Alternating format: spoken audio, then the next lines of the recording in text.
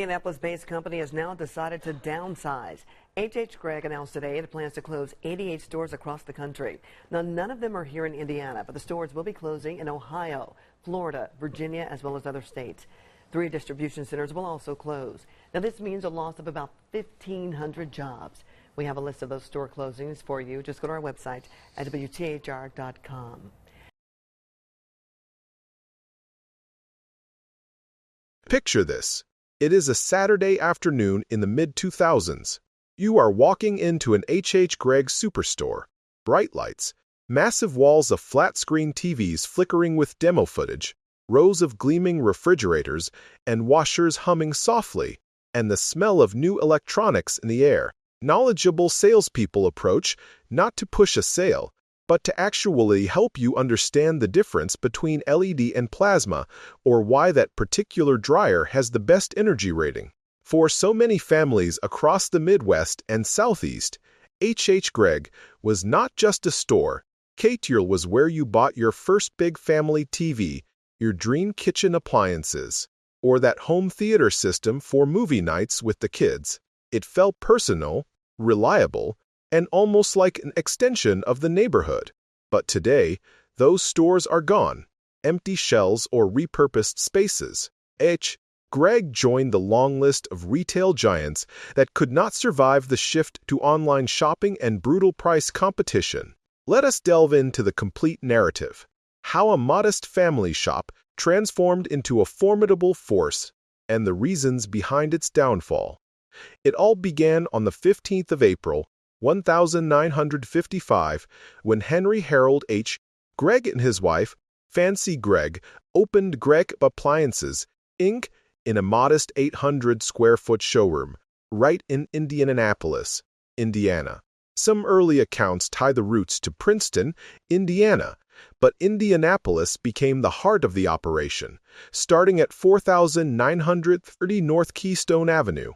This period was the post-World War II era. Families were moving into new homes, the economy was booming, and everyone wanted modern appliances.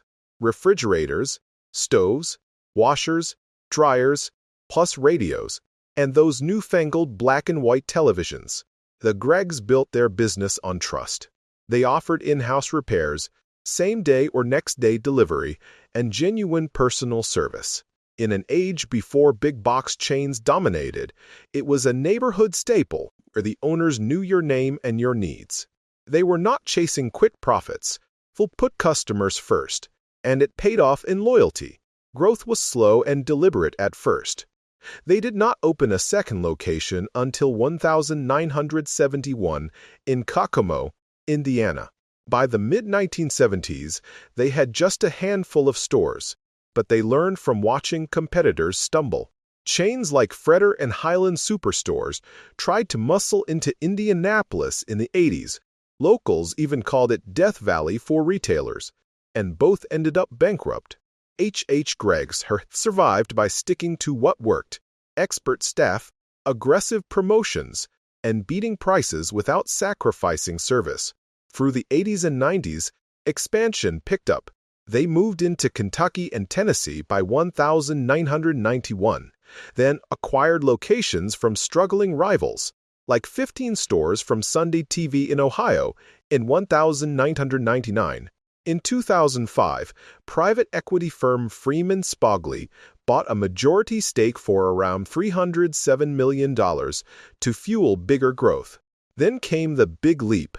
HHGregg went public on the New York Stock Exchange in July 2007 under the ticker HGG. By the mid-2010s, they had hit their absolute peak. At one point, HHGregg operated around 228 stores across 21 states, Premier Midwest core in Indiana, Ohio, and Kentucky, stretching into the southeast like Florida, Georgia, and North Carolina, and even up to Pennsylvania and New Jersey. Annual revenue topped out at about $1.96 billion in fiscal year 2016. They employed between 50 and 700 people at their height. Sales associates who really knew their stuff, installers, delivery teams, the works. Those were the glory days. HHGregg superstores were destinations. You would browse aisles of home theater setups, test sound systems, and get advice on the latest big-screen TVs. And the commercials. From 2009 to 2011, they rolled out a quirky mascot named HH, who was a cartoonish character voiced by Wally Wingert. You might know him as the Riddler in some Batman animated series. HH starred in TV spots and radio ads promoting sales, like Christmas in July, where he sang jingles, or quirky promotions highlighting 20% off deals. Fans still compile some of those ads on YouTube for a pure nostalgia hit, even though they have partially disappeared from the media. The campaign was meant to boost awareness, and it worked. People remembered HHGregg as enjoyable, approachable, and trustworthy. But even at the peak, cracks were forming. Competitors were everywhere. Best Buy had a massive national scale and later reinvented itself with price matching and Geek Squad services. Circuit City tried the same big box electronics model but collapsed first. On the appliance side, Home Depot and Lowe's grabbed more market share with everyday low prices. Amazon emerged as the significant disruptor. By the mid-2010s, Amazon had turned consumer electronics and appliances into commodities. You could shop an endless selection from your couch. Rock-bottom prices, free shipping on Prime, customer reviews guiding decisions, and easy returns. You no longer need to drive to a showroom for a demo when everything is lighter, cheaper, and shipped directly to your door. Prices became brutally transparent online, and margins that used to be fat on TVs and gadgets shrank to nothing. HHGregg, expert in person advice and delivery, became less essential as flat screens got slim and imports flooded the market. HHGregg tried to adapt, but not fast enough. Their online presence was weak compared to Amazon's juggernaut. They even shifted focus toward furniture, through a fine lines concept in later years, but that diluted their electronics edge. Overexpansion hurt badly too. They pushed aggressively into distant markets far from their loyal Midwest and Southeast base. Many of those new stores never turned profitable, dragging down the whole chain.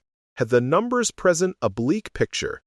They suffered 13 straight quarters of losses. Holiday sales in late 2016 tanked. Same-store consumer electronics sales dropped a staggering 39% in one quarter.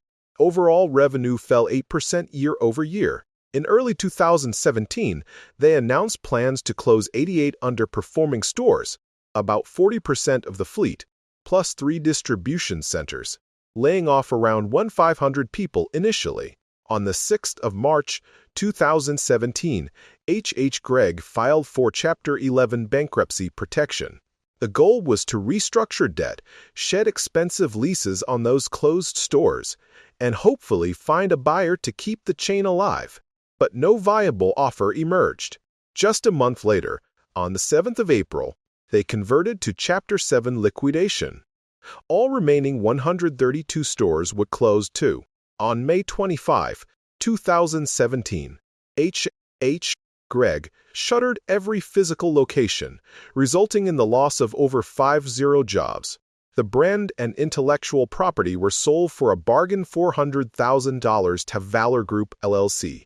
A brief attempt to reopen small stores in 2019 fizzled.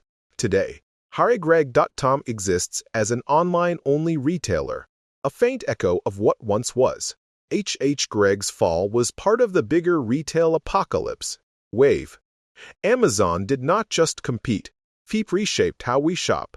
Add in commoditized products, overexpansion, high operating costs, and failure to pivot hard to digital, and the math stopped working. But the memories linger. For a generation, HHGregg was more than appliances and TVs.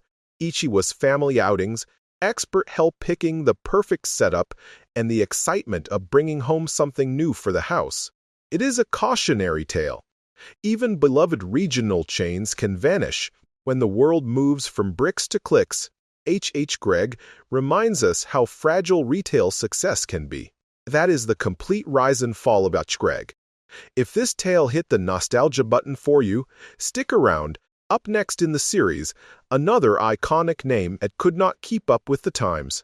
Hit like, subscribe, and let me know in the comments. Did you ever shop at HHGregg?